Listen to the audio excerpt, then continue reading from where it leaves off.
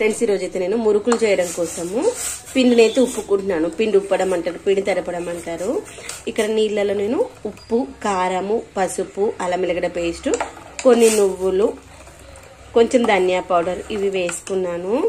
నీళ్ళైతే మంచిగా మసలాలి. నీళ్ళు మంచిగా మసిలిన తర్వాత మనం పిండి వేసుకోవాలి.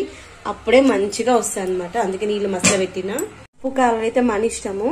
ఇక్కడ వాటర్ మరుగుతున్నాయి. అంతా కలిసిన తర్వాత ఇక్కడ మనము వాటర్ చెక్ చేసుకోవాలి. ఇలా కలిపేసి వాటర్ చెక్ చేసుకుంటే వాటర్ అంటే కొంచెం ఉప్పగా ఉండాలి, అప్పుడు సరిపోయినట్టు.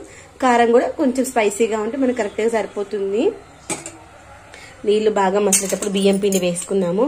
ఇదిగోని బియ్యం పిండి మనము పట్టించుకున్నటువంటిది దొడ్డు బియ్యం ఉంటాయి కదా, రేషన్ బియ్యం, వాటిని ఒక 3 సార్లు కడిగేసి మంచిగా ఆరబెట్టి ఒక 5-6 రోజులు నీళ్ళను ఆరబెడితే నేను ఎండలో ఆరబెట్టాను. బియ్యం అయితే ఆరబెట్టి నోట్లో వేసుకుంటే కట్టుకుమనాలి. అప్పటి వరకు ఆరిన తర్వాత బియ్యం పట్టించుకుంటాను. తర్వాత డైరెక్ట్ చేతి పెడితే పిండిలో పురుగు వస్తుంది. నేనైతే పిండి పట్టించుకుని ఒక నెల పైననైతే ఉంచుకుంటాను. ఏదైతే నెల 15 రోజులు అవుతుంది. ఇదిగోండి ఇలా ఒక బౌలు. ఇది ఎందుకంటే నేను కొంచెం పిండి అవసరం అన్నప్పుడు వాడుకోవడం కోసం ఈ చిన్న స్పూన్ పెట్టుకుంటాను. ఇదిగోండి నీళ్లు మంచిగా మసులుతున్నాయి కదా, నీళ్లు మంచిగా మసులుతూ ఉన్నాయి. నీళ్లు మంచిగా మసలేటప్పుడు ఇలా బౌల్తో వేసుకోవాలి, చేతితో వేయకుండా.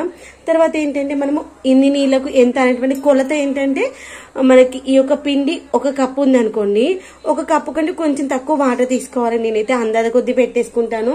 వాటర్ అయితే పెడతా. వాటర్ పెట్టేసి మంచి ఇలా నీళ్లు మసులుతా ఉన్నాయి చూడండి. ఇప్పుడు ఇలా నీళ్లు మసిలేటప్పుడు స్టవ్ చిన్నగా పెట్టేసుకుంటాను. పాలు పొంగిపోయిన పక్కన దాన్ని ఒకటి స్కిప్ చేసేయండి. పొద్దున నేను దేవుడికి ప్రసాదం కోసం అని పాలు పెట్టేశాను. అక్కడ దేవుడి దగ్గర అటు సద్దర లోపల ఇటు వచ్చేసి పాలు పొంగిపోయినాయి. ఇదిగోండి నీళ్ళు మంచి మసలేటప్పుడు పిండి అయితే వేసేసుకోవాలి. ఈ యొక్క పిండి వేయడం ఎంతవరకు వేస్తానంటే, పిండికి ఈ యొక్క వాటర్ కరెక్ట్ కన్సిస్టెన్సీ సరిపోయేంత వరకు వేసుకుంటాను. అంతే, అందాజ కొద్ది వేసేస్తాను. నీళ్లు పెట్టేసుకుని నాకు నీళ్ళు తెలుస్తుంది కదా ఎంత నీళ్ళు అయితే నాకు సరిపోతుంది అనేది, దాన్ని బట్టి వేసుకుంటా. స్టవ్ అయితే ఆన్లోనే ఉంది చూసారా. స్టవ్ ఆన్లో పెట్టేసుకుని పిండి ఉప్పుకోవాలి. అప్పుడే మనకి అప్పాలంటే మంచిగా వస్తాయి. ఇంకా పిండి పడుతుంది. అలా ఒకసారి కలిపామనుకోండి, నెక్స్ట్ మనకు పిండి అటువంటిది చూసుకొని వేసుకోవచ్చు. ఇదిగోండి ఈజీగా ఉంటుంది చూసారా. ఇలా బౌల్ పెట్టుకుంటే ఇప్పుడు టక్ టక్ మనం స్టవ్ బంద్ చేసుకుందాము. ఇప్పుడు స్టవ్ బంద్ చేసి ఇలా పొడిచినట్టు అన్నాం అనుకోండి, ఈజీగా వచ్చేస్తుంది. పిండి అటువంటిది మనకి బాగా మెత్తగా ఉండదు, పొడి పొడిగా ఉండదు. అలా చూసుకొని పిండి కలిపేసుకుని మూత పెట్టేసుకొని 1 గంటనైతే మినిమం పిండి మంచిగా ఉమ్మగిలనియాలి. నేనైతే ఇప్పుడు టైం 2:30 అవుతుంది. పిండి ఉప్పేసి నేను లంచ్ చేస్తాను. నా లంచ్ అయిపోయేసరికి 3 అవుతుంది. పైకి వెళ్ళి స్కూల్ తెంపుకొచ్చేస్తాను. అఖిల్ని స్కూల్కి వెళ్ళి 4:30కి తీసుకొచ్చేస్తా. అఖిల్ స్కూల్కి వెళ్ళి వచ్చిన తర్వాత అఖిల్ నేను పాలు తాగేసిన తర్వాత అప్పుడు ఉప్పేస్తాను. అఖిల్కి ఒలింపియాడ్ ఎగ్జామ్ ఉంది, ఎగ్జామ్కి కూర్చోబెట్టేసి అప్పుడైతే అప్పాలు చేసుకుంటాను. ఈ యొక్క అప్పాలు చేసుకోవడమైనా మురుకులు చేసుకోవడమైనా ఉక్కరమైనా ఈజీగా చేసుకోవచ్చు. ఇదిగోండి కిందికి కొంచెం మెత్తగా ఉన్నట్టుంది పిండి. ఇంకొక కప్పు పోసుకుంటాము.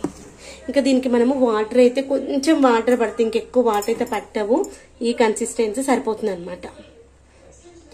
మనము పిండి అంతా మంచిగా నేనైతే తాంబాలం అంటారు కదా, కాలు కడిగే తాంబాలం, నా పెళ్లికి మమ్మీ వాళ్ళు ఇచ్చిన తాంబాలం ఉంది కదా, ఆ తాంబాలం మంచిగా కడిగేసి పెట్టేసుకొని దాంట్లో మంచి పిండి అంతా ఉప్పేసుకొని మనం మురుగుల గొట్టం ఎంత పొడుగు ఉంది ఎంత వెడల్పు ఉందో చూసి ఆ కన్సిస్టెన్సీలో పిండిని తయారు చేసుకుని అప్పుడు ఒక్కదాన్ని మంచి ఆయిల్ పెట్టేసుకుని ఈజీగా చేసుకోవచ్చు. ఇది ఒకసారి కలిపేసి మూత పెట్టేసుకుందాం. ఇదిగోండి పిండిని మంచిగా ఇలా ఒత్తేసేయాలి. ఒత్తేస్తే ఎయిర్ గ్యాప్స్ లేకుండా పిండి మంచిగా ఉమ్మగిలుతుంది. తర్వాత స్పూన్ తీసేసి మూత ఇట్లా టైట్ చేసేసి 1 గంటనైతే ఉంచాలి. నేను ఒక 2-3 గంటలు వదిలేస్తాను. ఆ లోపల చల్లగా కూడా అవుతుంది. చల్లగా అయిన తర్వాత పిండి కలుపుకుందాము. ఆ లోపల నేను లంచ్ చేసిస్తా.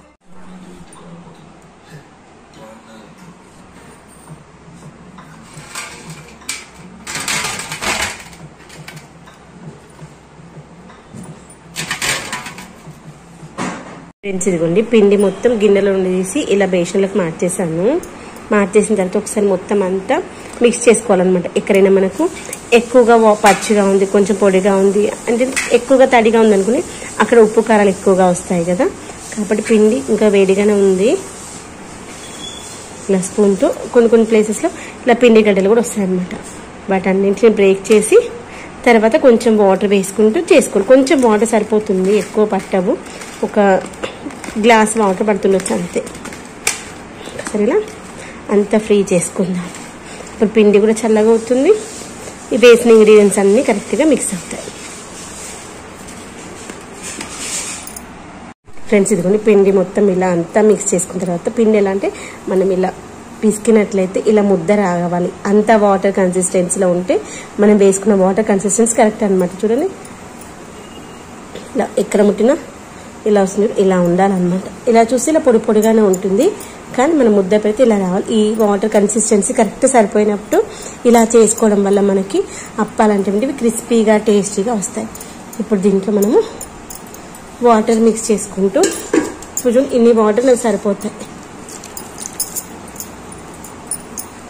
అయితే ఇక్కడ మనం పిండి కలుపుకునేటప్పుడు మధ్యలో కలుపుకుంటే కంఫర్ట్గా ఉండదు. ఇలా ఒక ఎడ్జ్లో మిగిలిన పిండి అంతా ఇలా సైడ్కి అనేసుకోవాలి. అనేసుకొని ఇలా ఒక సైడ్కి చాలు వాటర్ పిండి మంచిగా పిసుకోవాలి. పిండి ఎంత మంచిగా పిసుకుతే మనకి అప్పాలంటువంటివి అంత క్రిస్పీగా వస్తాయి. ఏ పిండి వంట అయినా అప్పాలని కాదు, మురుకులు కావచ్చు, గారెలు కావచ్చు, ఏవైనా సరే పిండి కలపడంలో ఉంటుంది. ఫస్ట్ అలా అన్న తర్వాత ఇలా కలుపుకోవాలి. పిండి ఎంత స్మూత్గా చేస్తే మనం చేసుకున్నటువంటి పిండి వంట అంటే అంత టేస్టీగా వస్తుంది. ఇప్పుడు మనకి ఇక్కడ ఎంతవరకు అయితే వాటర్ కన్సిస్టెన్సీ ఉందో అది పక్కగా తీసుకొని పొడి పిండి అంతా సైడ్కి అనేసుకుందాం. నాకు ఫోన్ పట్టుకొని చేయడం కొంచెం కంఫర్ట్గా లేదు, అన్కంఫర్ట్గా ఉందన్నమాట. ఇదిగో నాకు అక్కడ పిండి ఉండలు వస్తే అది ఎట్లా అనాలి.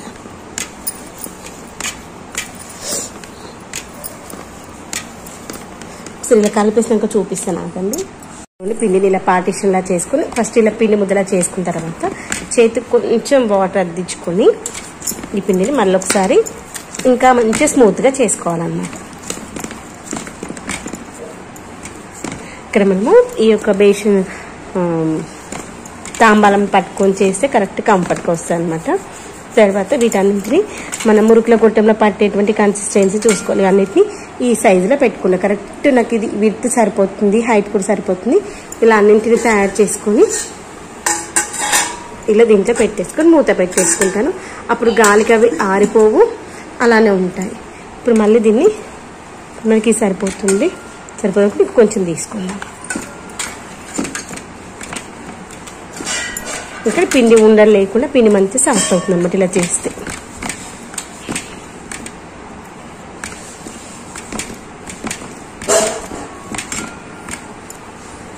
నాకు పిసికేటప్పుడు ఫోన్ చేతిలో పట్టుకోకుండా చేయడం అది కూడా కష్టం అవుతుంది అనమాట. పిండి మాత్రం ఇదిగుంది ఇలా పేస్ట్ చేసి ఇలా ఉండాలి, కరెక్ట్ కన్సిస్టెన్సీ. ఇలా అన్నాం అనుకోండి మనకి ఎంత సన్నగా కావాలి. ఇప్పుడు అది కొంచెం లావుగా ఉంది, నా మురుకుల గుట్టంలో పట్టదు, ఇంత సరిపోతుంది. దేనికంటే తక్కువైంది ఈ మెజర్మెంట్తో వాడుకోవచ్చు. ఇలా అన్నింటినీ దీన్ని కూడా పెట్టేసుకుందాం, ఏం కాదు. ఇక్కడ చిన్నగా అయిన దగ్గర వాడుకోవచ్చు. మిగిలిన పిండి అంతా ఇట్లనే కలిపేసుకుందాం. ఇక్కడ మనము పిన్ పాంచ్ లాగా ఇలా ప్రెస్ చేస్తుంటే బయటకు వచ్చేస్తుంది. ఇక్కడ మనము కొంచెం తక్కువ పెట్టాం కదా, అలా ప్రెస్ చేస్తే ఈ యొక్క ట్యూబ్ ఉంది కదా అది ఇక్కడ వరకు వచ్చేసిన తర్వాత మాత్రమే ఇది బయటకు వచ్చేస్తుంది. ఆ లోపల మనకి ఆయిల్ వేడైందో లేదో చెక్ చేసుకుందాము. ఆయిల్ అయితే వేడైంది, ప్రెస్ చేసుకుందాం దాంట్లో. ఫ్రెండ్స్ ఇదిగోండి మొత్తం అంతా పిండి పిసికేసాను. చూసారా తాంబాలం అంతా ఖాళీగా ఉంది, దాని అయితే ఏం కరగలేదు, ఏం కాదు. దాంట్లోనే మనము గోడిచ్చినవి పెట్టుకోవచ్చు. ఇదిగోండి అన్నింటినీ ఇప్పుడు మనం పిండి ఉప్పుకున్నాం కదా అదే గిన్నెలో పెట్టుకున్నాను. ఇదిగోండి ఇలా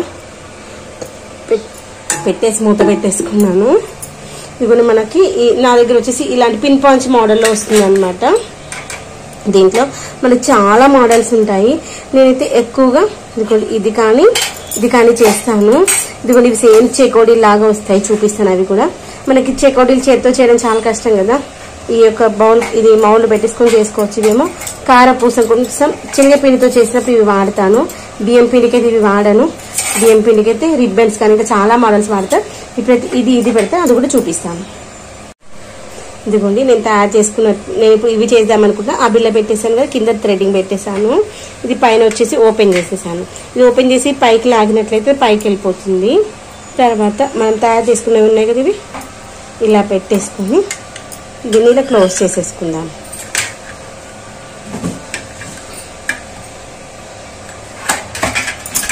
బబుల్స్ రావడం ఆగిపోయిన తర్వాత టర్న్ చేసుకోవాలి. నెక్స్ట్ టర్న్ చేసినప్పుడు కూడా ఇది సైడ్కి వెళ్ళిపోయింది కదా, దాంతోపాటు అది వచ్చేస్తుంది. ఎందుకంటే మనం ఆయిల్ అంతా చిత్తుతుంది కదా, ఆటోమేటిక్గా ఊడిపోతుంది. ఇలా బబుల్స్ రావడం ఆగిపోయిన తర్వాత తీసేసి కొంచెం వెడల్పుగా ఉన్నటువంటి ప్లేట్లో పెట్టుకున్నాం అనుకోండి. చల్లారిన తర్వాత మాత్రమే మనము క్యాన్లో కానీ డబ్బాలో కానీ పెట్టేసుకోవాలి. డబ్బాలో పెట్టుకున్నప్పుడు టిష్యూ పేపర్ కానీ ఏదైనా నార్మల్ వైట్ పేపర్. ఇదిగోండి ఫైనల్ గా మనకి కలర్ మారిపోయింది చూడండి. ఇలా మనకి ఎల్లోయిష్ కలర్ లోకి వచ్చిన తర్వాత తీసేసేయాలి. తీసేసి వెంటనే ఒత్తొద్దు. ఒక 2 నిమిషాలు గ్యాప్ తీసుకున్నాం అనుకోండి. ఆ గ్యాప్ లో ఆయిల్ ఎంతమంది వేడవుతుంది. ఆయిల్ చల్లగా అయిన తర్వాత మనం ప్రెస్ చేసినా కానీ ఆయిల్ పట్టేస్తుంది. అంత ఈజీగా గోలవన్నమాట. చూడండి చాలా ఎమ్మీగా క్రిస్పీగా ఉండేటువంటి ఈ యొక్క మురుకులు అయితే రెడీ అయిపోతాయి. మనం ఏ మోడ్లో పెట్టుకుంటే ఆ మోడ్లో డిఫరెంట్ షేప్స్ వస్తాయి. మనం తయారు చేసుకున్న పిండి ముందడును ఒక్కొక్క దాంట్లో ఒక 4-5 మౌల్స్ చేసుకున్నామని ఇదిగోండి ఇలా వెడల్పు ప్లేట్లో పెట్టేసుకుంటే ఆయిల్ ఏమైనా ఉంటే ఎక్సెస్ ఇదే ప్లేట్లో ఉండిపోతుంది, చల్లారిపోతాయి. మిగిలిన కూడా సేమ్ ఇదే విధంగా ప్రెస్ చేసుకుందాం. ఫ్రెండ్స్ ఇది వచ్చేసి ఇంకొక మోడల్ అనమాట. ఇది మనకి ప్లస్ సింబల్ ఉంది కదా, దాంతో చేశాను. చాలా టేస్టీగా ఉన్నాయి. ఇదిగోండి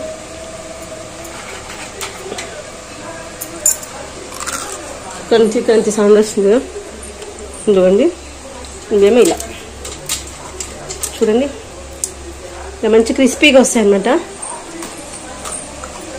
చాయ్ కూడా పెట్టుకున్నాం. చాయ్ మురుకులు అయితే మస్తు ఇష్టం, బాగుంటాయి. మీరు ఇంతమంది చాయ్ మురుకులు ఇష్టం కామెంట్ సెక్షన్ చెప్పండి. ఇంకొక 4-5 ఆయిల్ అయితే అయిపోతుంది. ఇదిగోండి ఇంకెన్ని ఉన్నాయి.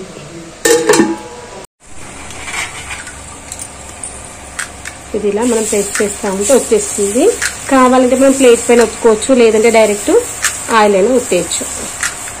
మనం ఫస్ట్ ఒక 2 ఆయిల్ అయితే కొంచెం ఆయిల్ తక్కువ పోసుకోవాలి, పైకి పొగకుండా ఉంటుంది. అది మనకి కాలిందా లేదా ఎలా తెలుస్తుంది, ఈ బబుల్స్ వస్తున్నాయి కదా, ఈ బబుల్స్ రావడం అయితే ఆగిపోతుంది. ఆగిపోయిన తర్వాత టర్న్ చేసుకుందాం.